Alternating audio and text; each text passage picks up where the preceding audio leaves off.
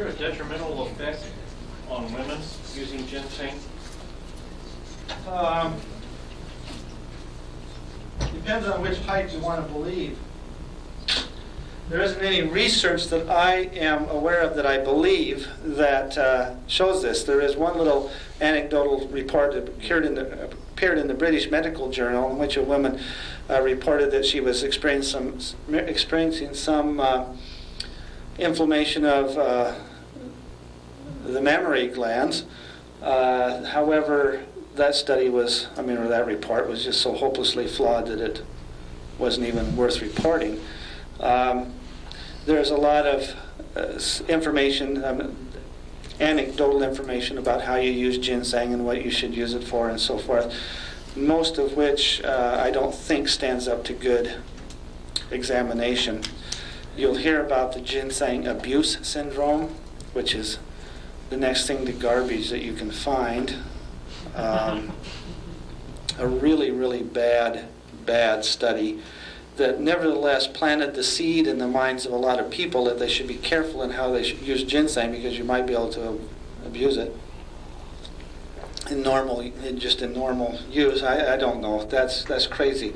Anyway, here are the three species of ginseng that we related or type plants that we normally see. The Panax ginseng, which is the Korean.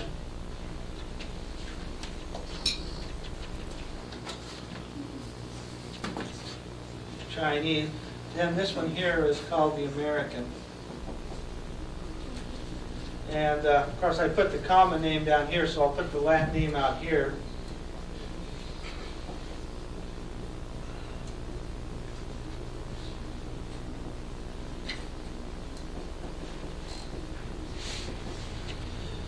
Those are the Latin names there. So, my typical organization here, you'll have to separate out which is which. But these are the three main plants that we want to talk about. And Panax ginseng is really the only one that I'm going to spend any time on today. Down through the years, there's been a lot of problems with using ginseng. Lots we talked about already today, just in terms of preparation and growing and so forth. There's been downright frauds.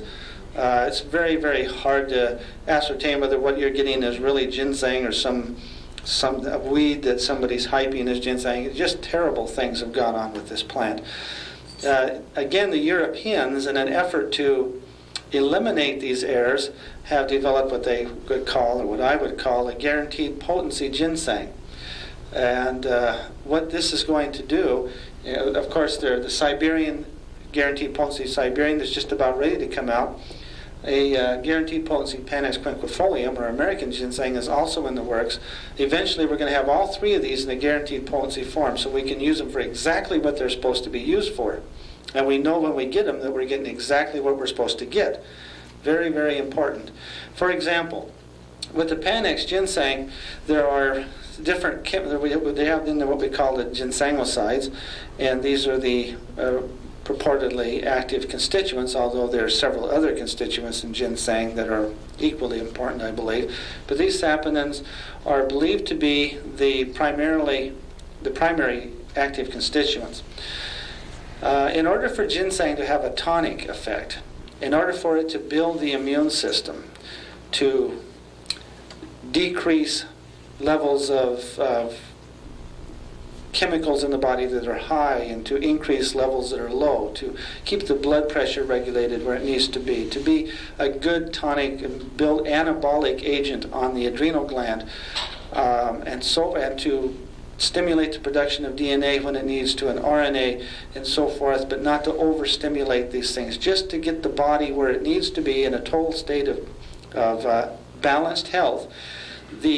In order for that to happen, then these active principles in ginseng have to be in there in the right ratio.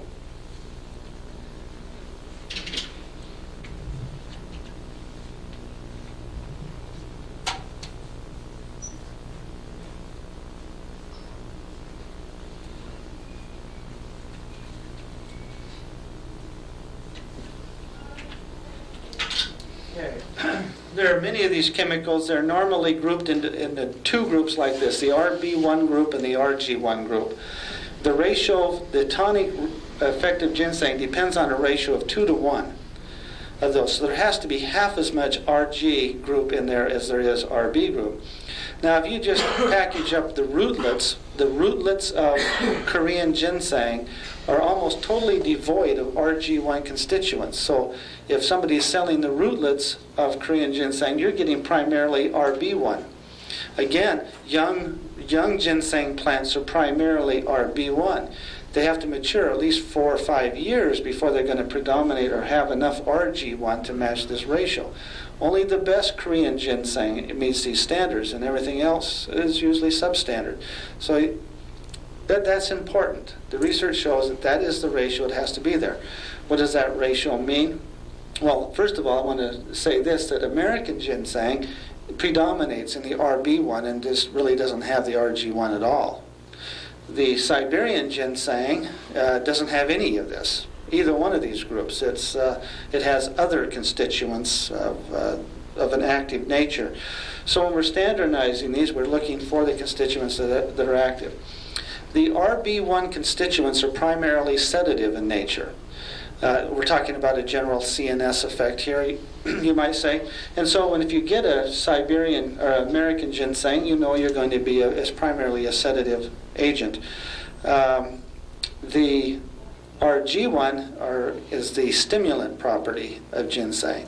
And to get that stimulant property when you need it, those RG1s have to be there. If they're not there, you're not going to get that effect when you need it. And so when a person faces the stresses of everyday life, there are occasions when they need the sedative effect, there are occasions when they need the stimulant effect. Which one predominates in ginseng is a reflection of the state of the organism, and that's what a tonic is all about, as both Ed and I have mentioned so far today.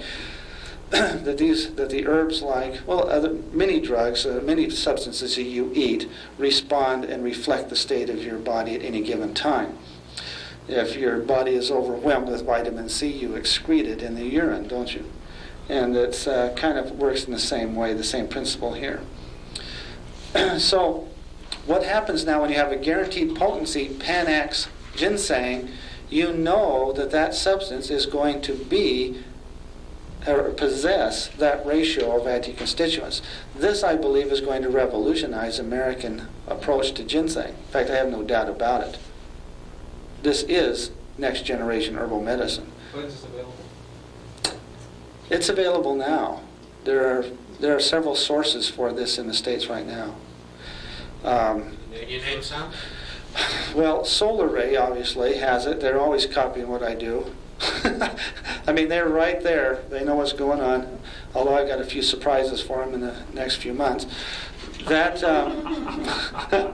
they have it. And then there are a lot of companies that are supplied by Global Marketing Associates out of San Francisco. Wish I could think of some of them right offhand who have this product, and also are very close to having the Siberian and the American too. And if you pick up trade magazines, Let's Live and so forth, and you flip through the ads, you can recognize who it is that has these, because that's what they're going to be talking about. They will call them guaranteed potency ginsengs, or they'll call them standardized extracts or whatever. That's what they're going for, yes. You mentioned the fact that Panax ginseng was the only one that had both RB1 and RG1. Right, in that ratio, yes. In that ratio. And you mentioned the guaranteed potencies that are coming not only in the American, but also in the Siberian, are also going to have the same ratio? No. They'll be standardized on their own constituents. They'll always be the sedative only. Yeah, so the American will have primarily the sedative. When you take American ginseng, you know that you're going to have X amount of RB1 in there, so that you can rely on that sedative, which is what you need if you're in an anxious state, you're stressed out after the day, your mind's racing 500 miles an hour.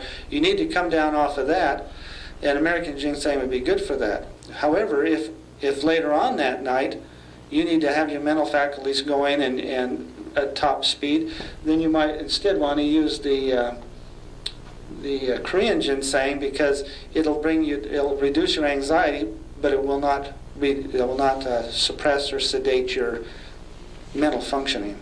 You'll still be bright and alert and ready to go for it, and maybe even enhanced. So there's times when you would need one, times when you need another one. What about The Siberian ginseng is going to be produced, I'm certain, as a primary anti-stress, anti-fatigue kind of agent. Again, here the research that's done on these varieties of plants reflects the cultures in which the research is done. And the Eleutherococcus has been studied primarily in Russia, and so most of the research that we see on it reflects that, and they use it, for example, to prevent fatigue in factory workers and in airplane pilots and so forth. This is where they're really honing in on. They use it to prevent poisoning in animals. They very seldom look at the cellular things that are going on, whereas the Japanese and the Koreans and and the Europeans that get involved in researching these plants, they don't look at Siberian, they look at Panax, and they look at it at a very cellular level, so we know what it does in terms of RNA production and so forth, and we extrapolate from that into real-life behavior. So you have these two avenues going. Yes? These are actually cultivated ginseng, though, aren't they? Yes, they are cultivated. Some wild American ginseng, not sedative. $1,000 a pound. Oh, not sedative. I wonder what it was. May not have even been ginseng. Or it might not have been Panax quinquefolium. Hey, Yvonne, you sure it wasn't white powder? Yeah, Canigra. Yes. Okay. Anyway, well, that's kind of the story behind ginseng. Does anybody know why ginseng, you can't grow it the same place? One crop is gone, you can't use the same one. Well, it's amazing that they ever even get one crop. It's very, very hard to grow. And there are very few places in the world that are conducive to the growth of ginseng. And like I say, how would you like to plant something today and then come back and harvest it 5 years from now? I planted it all around my office. Is that right? They didn't make it, did it? No, it grew really well, Oh, really? but it didn't, I ate one a day and I didn't last. Didn't last. Well, it's very difficult to grow. Mostly it requires exact amount of sunshine and the exact amount of shade. RB1. Every vermin and bug that comes down the path will attack it. Every rat and mole and cricket will go after it. And then if you manage to survive growing it for the required amount of time, then you have to make sure you pick it right, pull it right, and you store it in just the right humidity and so forth. And let me ask you this: if you had invested 5 years and you killed every bug that came around and you kept all the rats out and you strung wire and netting every day, and you managed to get a good crop of this, and then some jerk turned up the humidity in your storehouse and essentially ruined it, what would you do with it? Nobody knows that. Kill the jerk. You kill the jerk, right. But a lot of people elect in those circumstances to go ahead and sell the root, because what indication is there that it has anything been damaged, really, other than it might be the wrong color? That's really interesting, because it was one of the major cash crops in the colonies for damn. That's right. And I want you to think about that for a minute. The joke, there's a good joke in here. It's only funny if you share my viewpoint about the extremities that herbal medicine gets driven to at times. Herbalists are generally not a very humorous people, deadly serious in what they do. And the Chinese as a group of people share that. And when the Chinese began running out of Panax ginseng, really good varieties, and just about that time, or I don't know just about that time, but somewhere in there, they found out that American ginseng was available, wild American ginseng, and they went after it, and it was worth more than gold in terms of weight. It was extremely valuable, and a lot of Americans made a living growing or picking it, wildcrafting it, sending it to China, and making exorbitant profits on it, laughing all the way to the bank. The ironic thing about that is that Korean ginseng, Chinese ginseng, is yang, and American ginseng is yin. And so when Chinese got American ginseng, they didn't know that. They didn't know that it was going to be that way, and they used it and gave them just as much yang as their own stuff did. It's kind of like Parthenium versus Echinacea. It's kind of like you can do with a placebo effect whatever you want to do with it. It's kind of like the interaction between the mind and the body. That has to do with the female and the male too, though. That has to do with yin and yang. That's right. That's why I was asking about whether there was a problem as far as giving it to females, because I've talked to someone in the past that said, Oh yeah, because it's ginseng yang, from don't Korea. give it to females. I know Right. that. I know that. But it didn't hurt the males to be getting all this yin for 100 years either. Is that the yin yang? In fact, they thought it was better than their own stuff. Now, I did go into this area about 3 or 4 years ago, and the cultivated American ginseng was yin, but the wild American ginseng was yang. It was very interesting. That was the one that they were sending over to Korea and to the Orient at exorbitant prices. Aha. I verified. I mean, I didn't believe in my ginseng. Never did anything for me, and they gave me one root that's probably $35 for just one root, and I never had a sensation like that. I mean, I understood why the top level businessmen were peeling off $100 bills and like that. Well, if I peeled off $35, it'd probably do something for me too. I'm not sure exactly what it would be, but chemically speaking, the American ginseng is never been shown to be anything but RB1. But it had to be wild. It had to be wild. They had to go in the forest and pick the wild, original. Yeah, I know what you're saying. They had to do that. Well, yeah, there may be something there, a difference between wild and cultivated. They're cultivating wild now. What is that going to be like? Yes? Do any of these ginsengs have fluorescent properties? There was some talk a long time ago about them fluorescing, but that was mainly, I don't know really what that was. I can't remember. There was some talk about it, but I remember in my own mind, after looking at it, I dismissed it as a epiphenomenon of some kind. If they do or not? No, I don't think they do. No, that was something did or something had something like that, but it was not valid. The flower supposedly fluoresces at night. Yes, that's what it is. They go out hunting it at night because it fluoresces. Yeah, that's right. And what did they decide that was due to? Do you remember? Well, the folkloric method is they'd go out looking at night and they'd shoot an arrow. That's at the right. flower, and then Yeah. they'd go back the next day, look for the flower. Look for the flower. arrow. Look for the arrow, and there it'd be. That's right. There was that folklore story. Okay, how are we doing time-wise? We're about 45 minutes. Okay, good. Anyway, so that's the ginseng. Is that the yin yang of the whole thing? That's the yin and yang of the whole Yin thing. yang. Yin yang, Yeah. whatever you want. I thought nothing grew in Siberia. Isn't that a frozen wasteland? A very low plant. Okay. What are you saying? That's something that we'll look into, though, Vaughn. I'll look at that. Which one? Your comment, see what I can find out there. Well, it's fascinating going to the history of ginseng and how Americans, the colonies apparently, the cities really wanted to buy it because it had an immune stimulation effect to protect against colds for the harsh winters. That's right. That's how it's used, and it works It's very valuable. very much of value. The ginseng is if you can sure of what you're buying is good ginseng, it's no doubt that it's worth the price. Very valuable plant. We think of it as a Chinese or Korean product, but actually, We have our own. yeah. Incidentally, we do have Pau de Arco, coming to us from South America, which has some good immune system stimulating properties, very good anti-cancer, anti-candida type of product. Let me write another word on the board here. Spell that, will you? Tom? Yeah, I'll spell that here.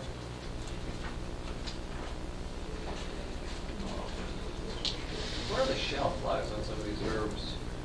Like you're talking about how dark on some of these. The shelf life, again, it depends what you're looking at. For example, ginger root, I know a little bit about.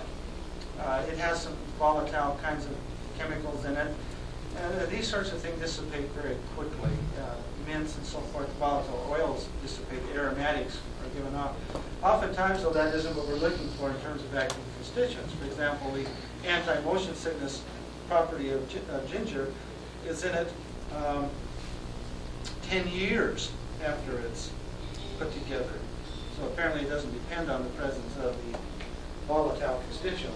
And it just really depends on a lot of different things. Hops is extremely difficult to get a really viable product made from hops because the constituents dissipate from that very rapidly. Yeah, they all put it in beer, that's why they're We're going to check that out in about an hour. We'll have our hops in the next. Gonna get right into that. Block it up. Correct the applied herbology. What's Applied herbology. applied herbology? Loosen it up. That's it. That's real Venus, reflective. Vanessa, I can see that ethanol. this whole thing is not going to mean anything to certain people here today. Eclectic expansion. Eclectic expansion. Miller Lite or something. Oh, jeez. Okay. Naphthoquinones. May not even be spelled right. I don't know. That's good. Okay, those are the three common names of the herb we're talking about: Paudarco, Tejibo, and Lapacho. From South America, and there's a lot of adulteration problems with this too. And are they doing anything in the Herb Trade Association to reduce the adulteration of Paudarco? Just saying you forgot the other common name is cardboard. Is cardboard? Or day cardboard. Yeah, corrugated. Corrugated cardboard. Huh? That was used in some vitamin studies, the cardboard. They said when they eat the box, you get more value. You get more value. Oh, no. Well, at any rate, this is sometimes called the Brazilian ginseng. It competes with Suma for that designation, the South American ginseng. You know, once you get something like ginseng going, well, then everything qualifies as a good ginseng. I could spend probably an hour talking to you about the ridiculous nomenclature surrounding these herbs, especially the word, well, I'm going to do that tomorrow, as a matter of fact. We're going to talk about, if I get to it, adaptogen nomenclature.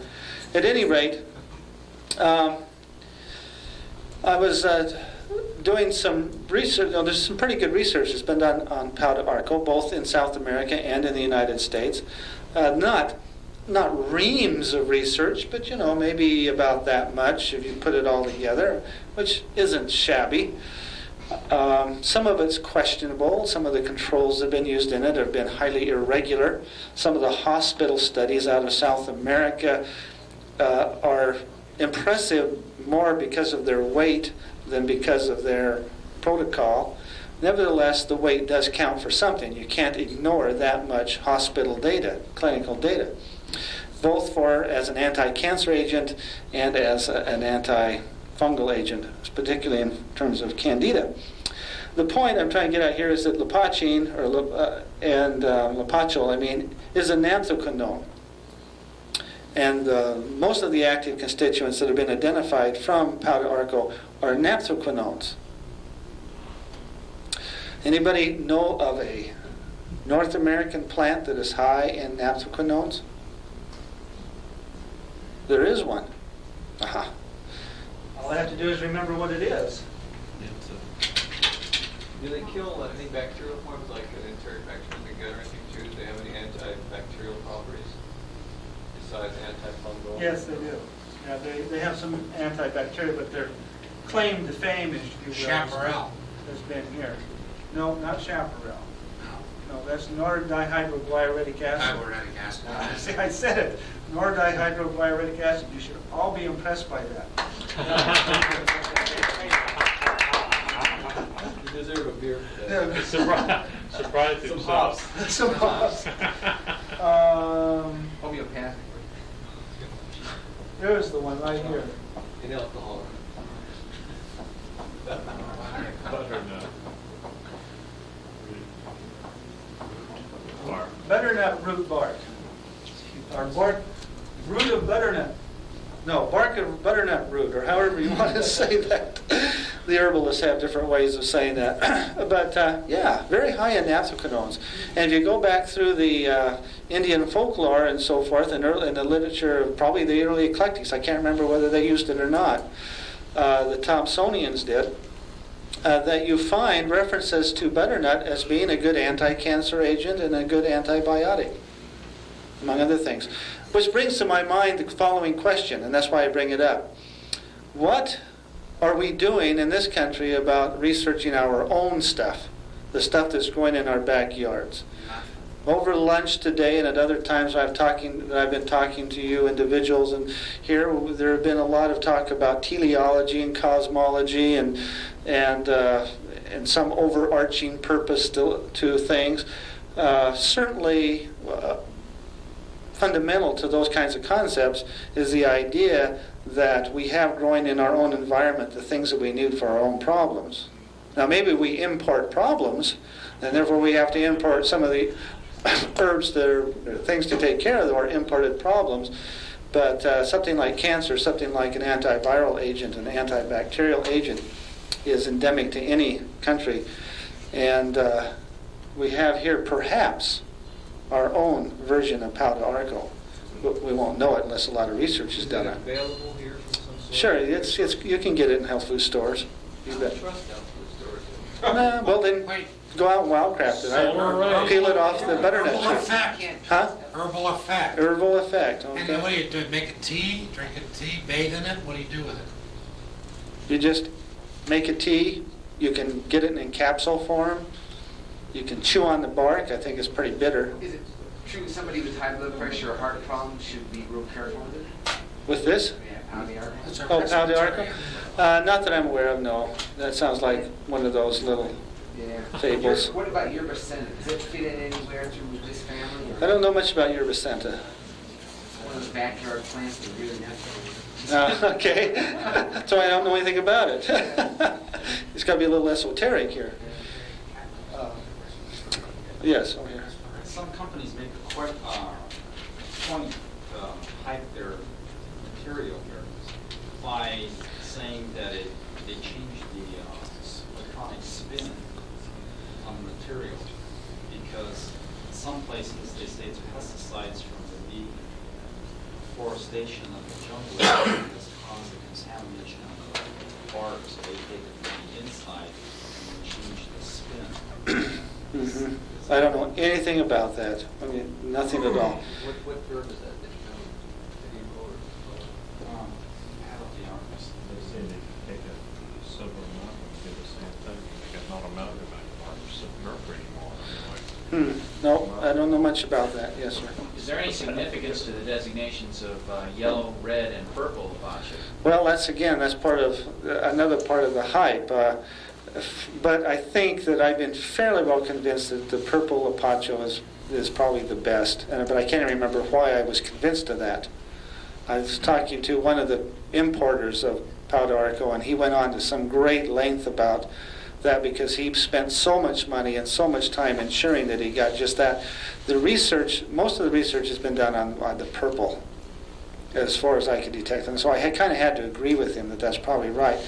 However, the extent of adulteration in Palo d'Arco may not have anything at all to do with factors like that. It may just simply be whole different plants are being involved here, whole different species. And not just the color of the bark, not just its representation in terms of its chemical morphology or fingerprint, but other kinds of things might be going on. It's one that the Herb Trade Association and some other groups have to look at very quickly to find out what's going Is on. this a wild plant or is it cultivated? It's wild. It is wild? Yeah, they may be cultivated in Brazil now, but I don't think so. I think it grows very quickly, and they don't need to do that. But what's really interesting, if you start looking at the folklore of Palo d'Arco and some of the research, you begin seeing people talking in one breath about the roots, and then they're talking about the limbs and the branches and the trunk, and you're wondering, and then they're saying nothing else is active. Some people have talked about leaves. One man says, well, they certainly can't be talking about the roots, because if you take the bark off the roots or whatever, the tree dies, and apparently this is a self-regenerating plant or something. Really there's weird stuff going on down there, and I don't pretend to know even enough to make a intelligent opinion about whether what we're getting in the stores is really accurate or not. There's a few companies I trust, like Wisdom of the Ancients. I think that the man who runs that is very ethical, and that he would not supply anything that wasn't the best he could get a hold of. I'm sorry? Where is that? What's the name? He's from Phoenix. Tempe, yeah, that's right, yeah. Phoenix or Tempe? He was in Scottsdale. It was in Scottsdale. What's his name again? Jim May is his May, name. Jim Yeah, May. Jim May, and I always think he's in Tempe, but that may be wrong. Anyway, he's in Arizona, in the Phoenix area. Well, I hope And- you all buy it because I own stock in the company. Oh, oh no! That's not a paid commercial. He said it. I wouldn't have Why don't said. you give us the address so we can find out what they're about? He doesn't know where it is. He said, I thought they were in Scottsdale. That's So long He lives money. in Scottsdale. Wisdom of the ancients. Yeah, Very make a phone call successful down dental there. investment. You listed his wisdom of the ancients. Yeah, that's the product in the health food store. yeah, you can buy it in health food stores. Is And- Suma also in that group of naphthoquinones? No, that you said? no. It's not? It's in the group that are being called ginsengs.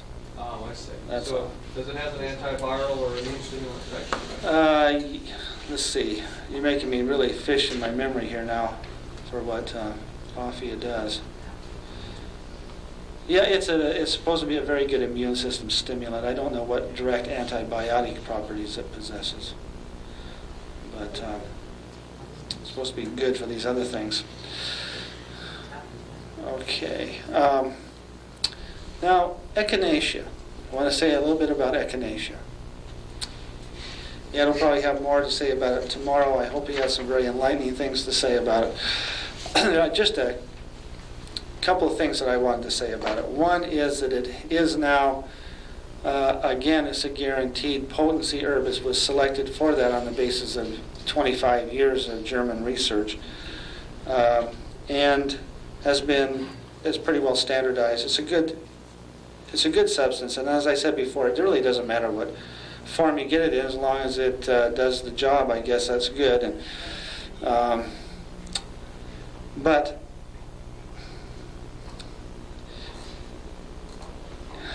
it just represents so many good things about herbal medicine that it's just hard not to love this plant and to get excited about the things that it does.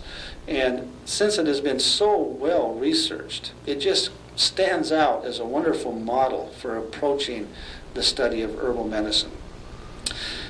We know, for example, that some very specific things about how echinacea affects the immune system. We know, for example, that it holds the ground substance together, the connective tissues of the body, throughout the body, that many microorganisms seek entrance to the cells and the tissues of the body by having to penetrate the ground substance. Now, just how they do that has been the subject of a considerable research. Some people think that they produce an enzyme, hyaluronidase. Other people believe that the enzyme is already present and they just activate it. I'm in that camp.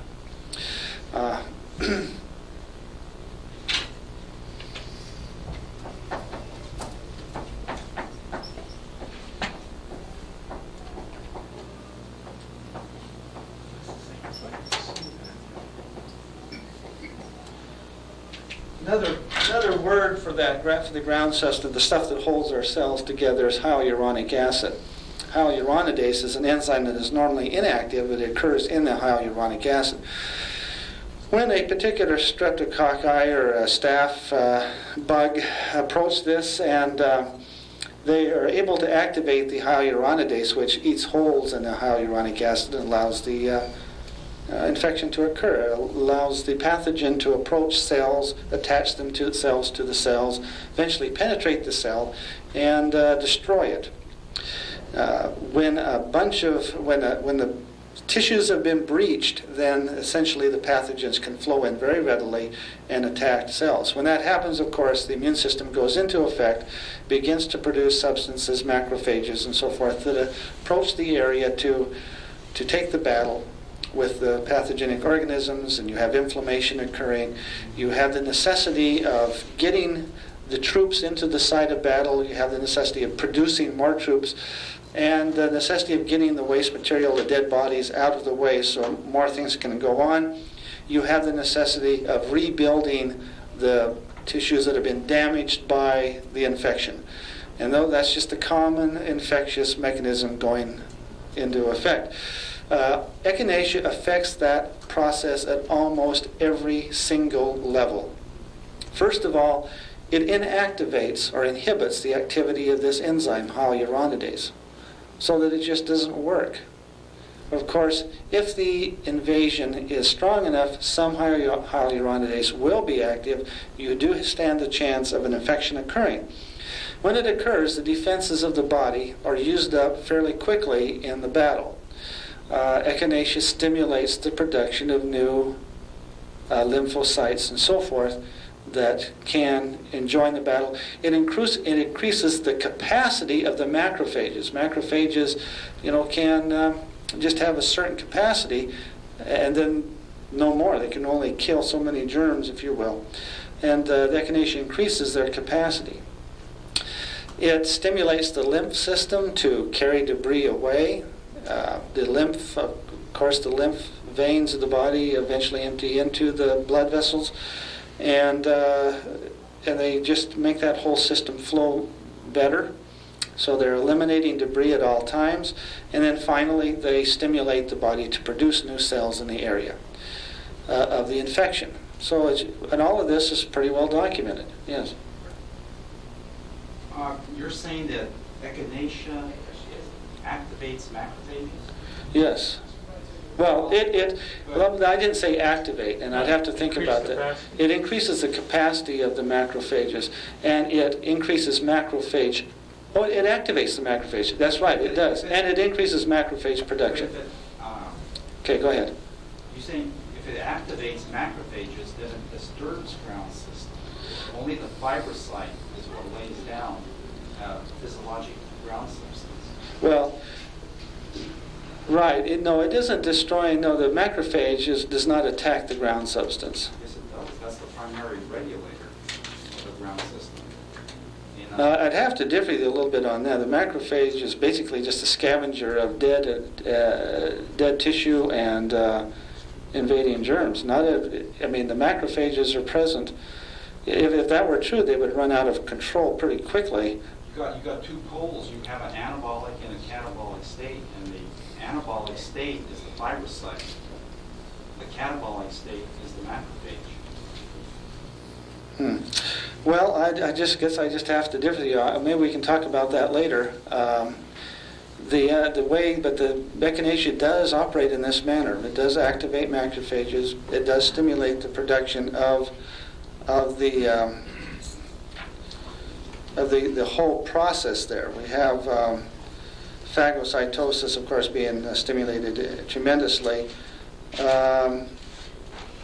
And the production of neutrophils also.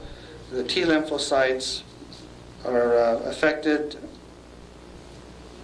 and their whole process, and the complement system is also brought into action by echinacea. So that's another level of where it works. The properdin proteins, for example, are stimulated to very high levels in the presence of echinacea. And these are part of the complement system it's involved in the antibody-antigen interactions. Okay, now there's probably other ways that echinacea works that have not been looked at yet, but the work goes on. I like it because we do know as much as we do know about it, and I think it is indicative of what we have to learn about a lot of other immune system stimulating plants. The only one that comes close to that in terms of our knowledge is licorice root. And we do know quite a bit about the antiviral properties of licorice root, its ability to stimulate interferon production and so forth, but it hasn't really received the kind of attention yet that echinacea has. Nevertheless, in terms of a plant, a combination of plants, if you will, that can increase the ability of the immune system, the echinacea licorice root combination, I think, is extraordinary. Combine that with perhaps Palo Arco and garlic, and you have even greater stimulation of all of these systems. Ginseng as a tonic that can be used in low doses throughout your life throughout the year. There's some people that recommend using it for 2 weeks and then going off it for 2 weeks, well, perhaps. But nevertheless, doing that for forever sounds like a good way to go to me. And all of these ways then systemically bring the body to a point where it can resist infection, whether it's from foci in the mouth or whether it's in the skin or wherever a breach might be being made. It can be resisted, and very effectively through the proper application of herbal medicine. Okay, any questions there? Oh, gee, that's good. What does that mean? You're falling asleep? No. Ed? Now, in other words, just to reiterate and sum up your formula for, this is a preoperative kind of formula. Right. Ginseng. Ginseng. You mentioned garlic, polyarco. Right, licorice. Echinacea. Licorice root. Licorice root. Right. And then there's others too. I mean, but those are... butternut root too. Well, I just said that. I don't know. We don't know about butternut root. Basically, butternut root is also a laxative. And this bothered me a little bit because I wasn't aware of anybody saying that pau d'arco was a laxative, but yet when I went back and looked at the folklore about pau d'arco, guess what? It's a laxative.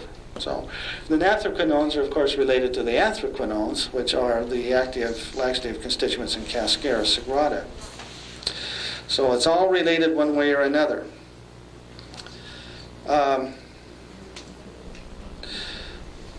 Okay, we're just about out of time, I guess. Well, we're going to go, how about the 5:15 and then... All right. Let me mention one other herb here then that I think, because I've talked about the guaranteed potency herbs a little bit, I want to talk about one more that's called Centella. Centella asiatica.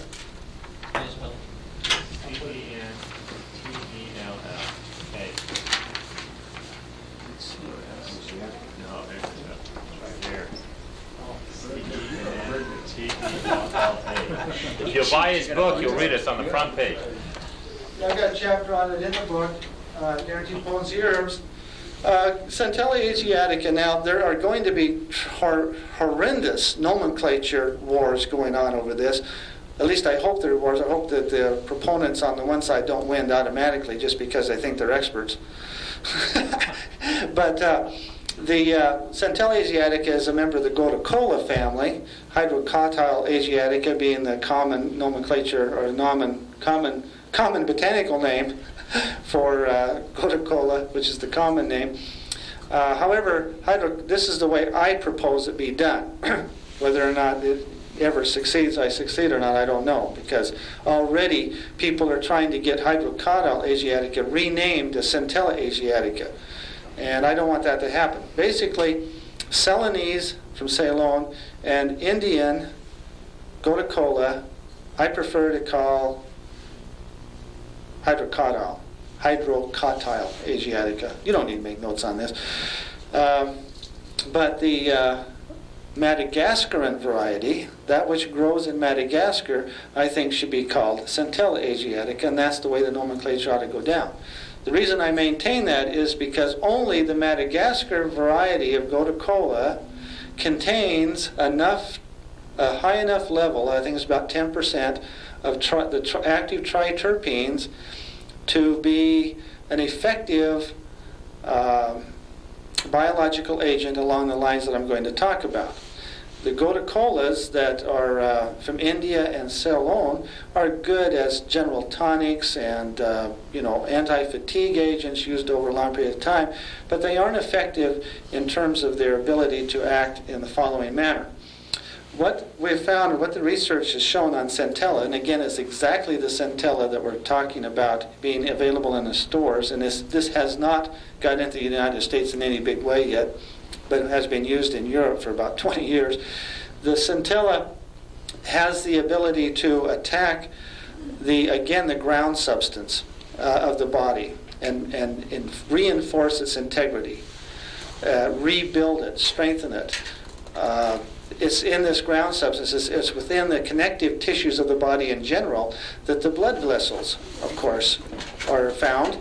And Oftentimes people are confined to hospitals or bed or whatever, have a problem with the compression of these tissues. They break down. The blood vessels, again, become brittle. They lose their place, their ability to communicate with the cells in which they flow decreases, and the result is that you have conditions like bed sores and phlebitis and various other cellulitis that are occurring in these tissues, and very resilient to treatment, very resistant to treatment.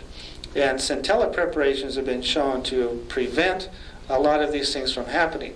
As a matter of fact, in one hospital study in Europe in which centella was used to treat the problems with connective tissues being destroyed by confinement to bed, they found that it was the only orally administered agent that was effective in that manner. Normally, you have to reposition the limbs of the body, turn the person over, and so forth to prevent that kind of damage being done. Centella was able to do it simply by being administered orally. Cellulitis is a common side effect of many kinds of infections. You get a strep throat, you have a very high probability following that strep throat that you're going to incur a secondary cellulitic infection somewhere in your body, either in your eye or your forearm or someplace. Many people are more susceptible than others, but that's the way it is.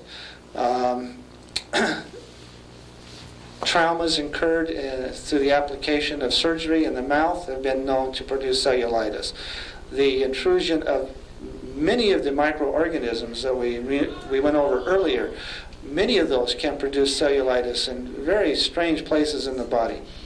Centella, again, in clinical trial after clinical trial, experimental procedure after experimental procedure, has been demonstrated to be very effective in curing and to some extent in preventing all of that's harder to determine. Cellulitic infections, cellulitis. Yes, sir. What is the mechanism that it does it by, do you know? Okay. The exact mechanism I'm not certain of, as a matter of fact. I've been meaning to find that out. The research that's been done so far on it has not really addressed the cellular mechanism.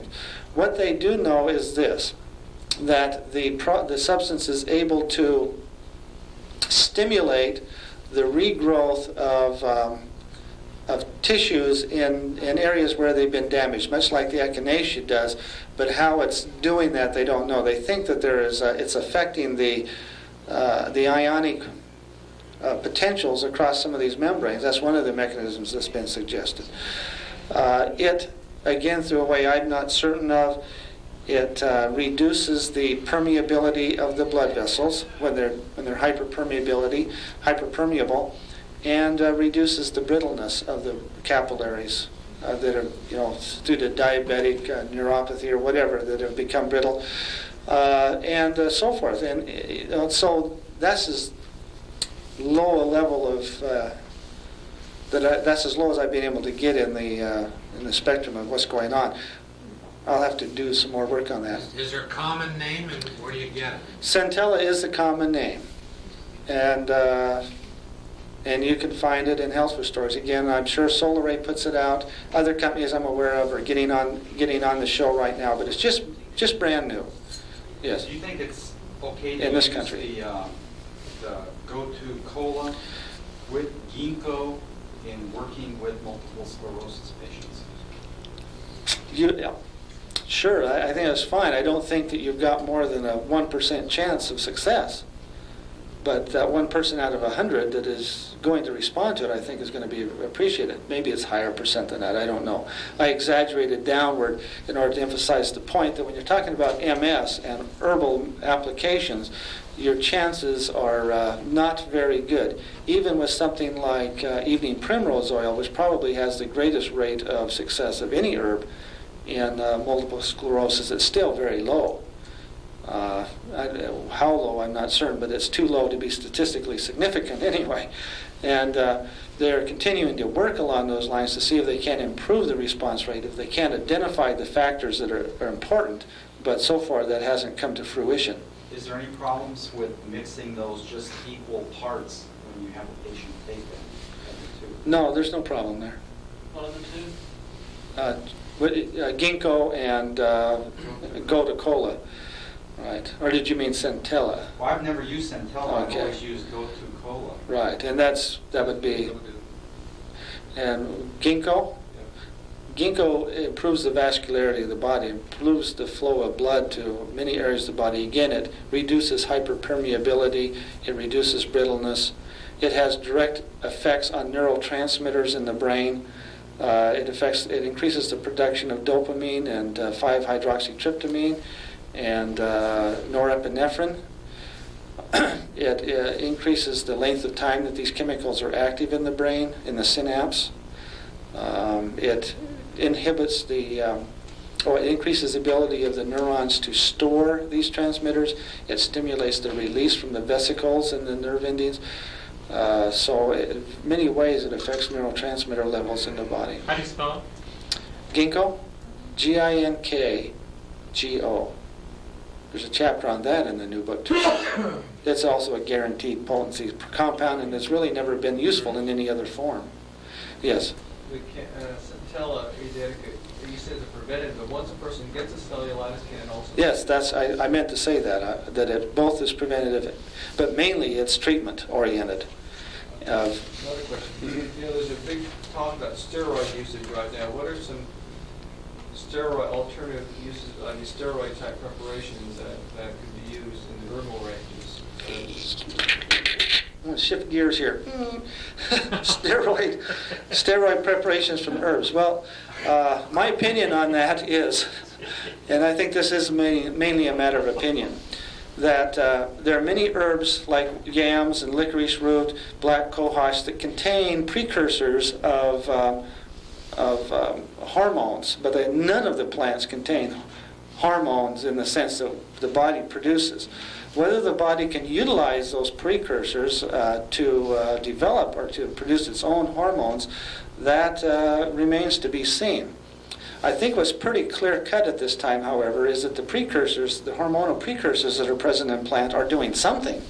Whether they are acting as hormones or whether they are just doing something else that eventually we interpret as being due to the presence of hormones, I don't think that is very clear yet either. And it may be that that's what's going on. Black cohosh, for example, appears to do some things that only hormones would do in the female body. And yet, on closer observation, you just come away saying, hey, that can't be going on here. There's nothing in this plant that would indicate that it should have that kind of effect. So it's one of those areas, at least with black cohosh, where I'm pretty certain that we just don't know. We are just really ignorant about the way this plant is built, what constituents are in it, how they interact with the body, and so forth. Wild yams being a source of Wild yams? Yeah, being a source of substances from which we then build hormones through a multi-step process. You don't just take the raw material out of yams and then there's your steroidal hormones. That doesn't. See, there's two R's, isn't it? Steroidal hormones. Anyway, that just doesn't happen. It's a multi-step process, and so why should we assume that the body automatically goes through that multi-step process? I don't think it does, but I think they're being active on some other level for certain. Okay. Well, you mentioned wild yams, licorice, black cohosh. There was another one. There are other ones, but they aren't occurring to me real fast. Sarsaparilla? Sarsaparilla, yes. No, that was a good one. Sarsaparilla. Any more, Ed? Vitex. I knew he'd come up with some of these off-the-wall things. Huh? Probably fennel would be too. Fennel? Fennel, yes. Very good. Fennel, maybe fenugreek, too. Maybe, but fennel for sure. Okay. There was somebody else. I just had a question about solar ray. Is that where's that at? In Utah? Yes, they're located in Ogden, Utah. Ogden. That's northern Utah. All right, so centella. Let me stimulate my own memory by getting this out a little bit here. And what else I was going to... Stabilization. Oh, yes. No, that's echinacea. Sorry.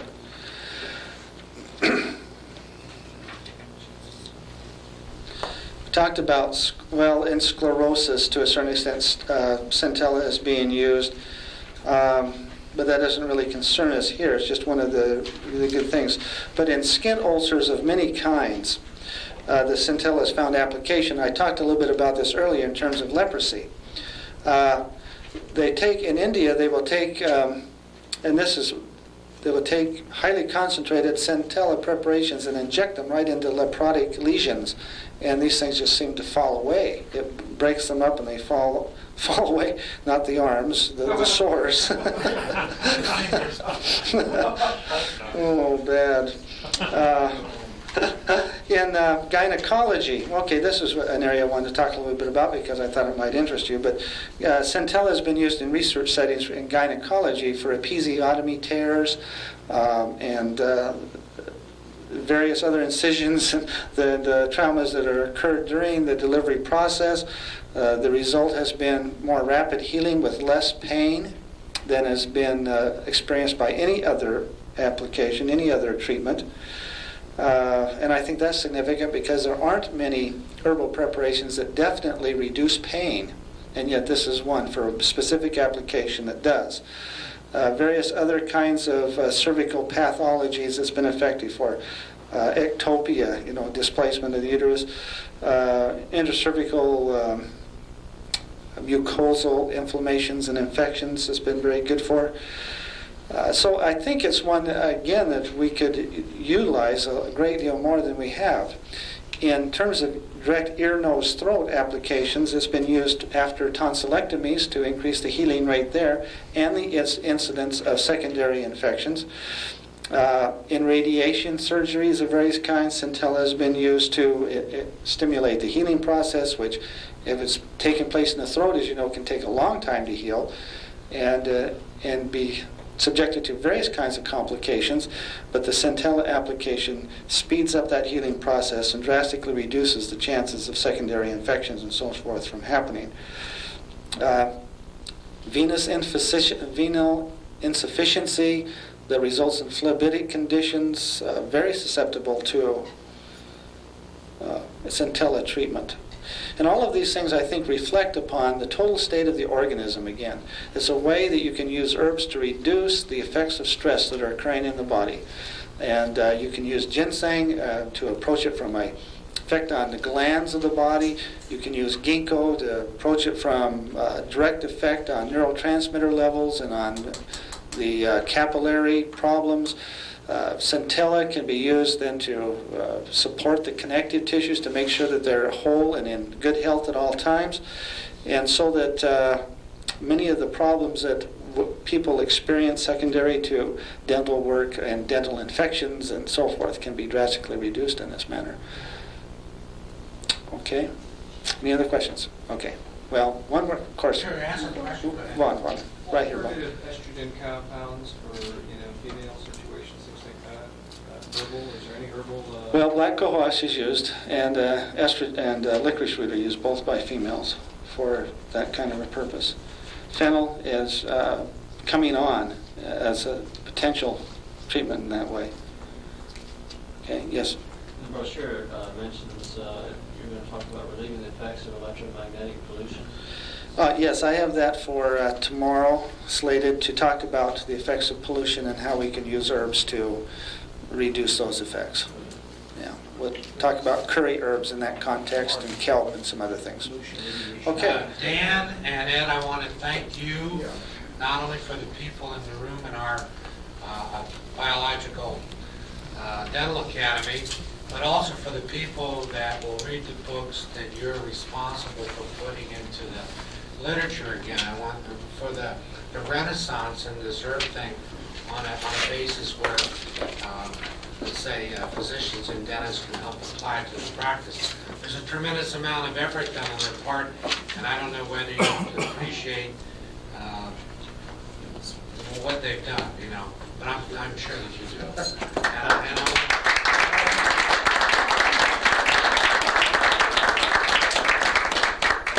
And now it's room 402, and it's a freebie, so there's no reason not to go.